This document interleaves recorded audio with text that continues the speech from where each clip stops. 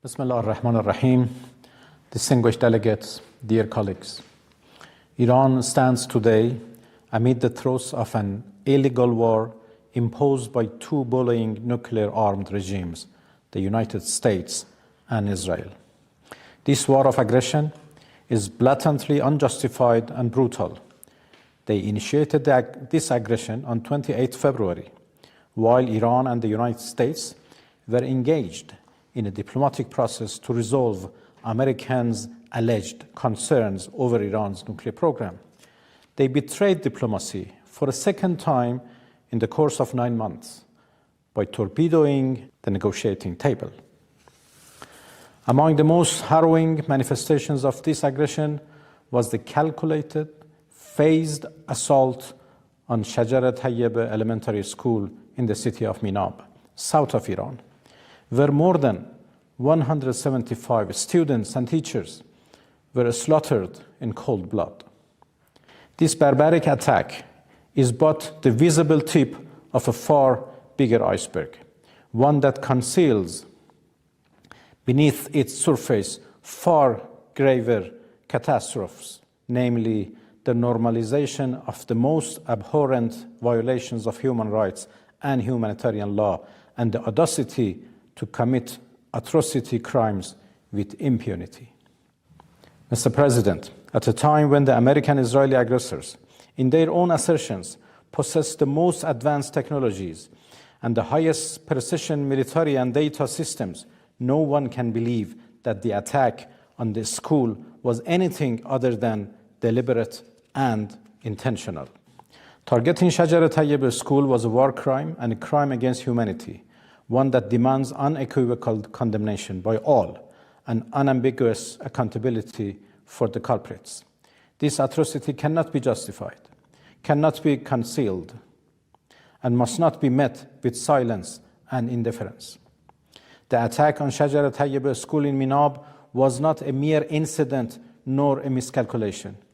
The United States' contradictory remarks aimed at justifying their crime could not, in any manner, elude their responsibility.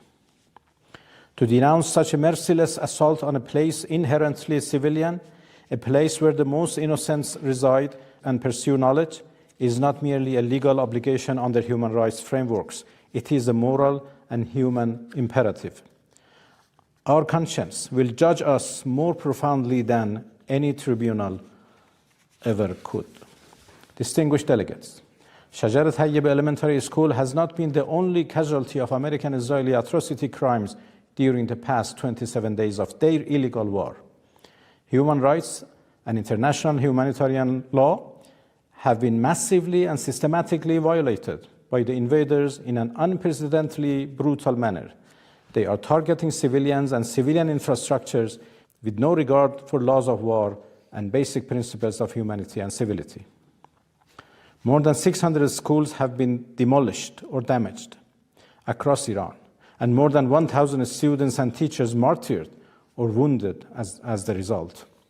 The aggressors, who are arrogantly shouting, "No mercy, no quarters," and threatening to strike Iran's vital infrastructure, have been attacking hospitals, ambulances, health workers, Red Crescent rescuers, refineries, water sources, and residential areas. War crime and crime against humanity are not sufficiently describing the gravity of the atrocities they are committing. The aggressors' targeting pattern, accompanied by their rhetoric, leave little doubt as to their clear intent to commit genocide. Distinguished colleagues, this unjust war of whims by the United States and Israel against the noble nation of Iran is the direct result of silence in the face of earlier manifestations of lawlessness and atrocity in occupied Palestine, Lebanon, and elsewhere. Indifference and silence in the face of injustices would bring no security and peace. It would invite more insecurity and right violations. The United Nations and the core values it embodies, as well as the overall human rights framework, are at serious stake. You all need to call out the aggressors and let them know that the community of states, the human collective conscience, hold them accountable for the abhorrent crimes they are committing against Iranians. Iran has never sought war. Iranians are a peaceful, noble nation inheriting one of the richest civilizations on earth. Yet, they have demonstrated absolute resolve and determination to defend themselves against the brutal aggressors who know no boundary in perpetrating all sorts of crimes, a defense that shall persist as long as needed. And thank you for your attention.